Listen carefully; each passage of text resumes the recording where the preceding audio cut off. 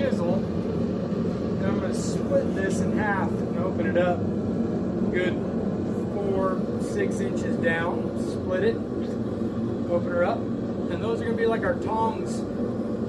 They're little forks. And then on the handle side, I'm trying this wild pineapple twist that I saw a video about. So we're going to try some of that.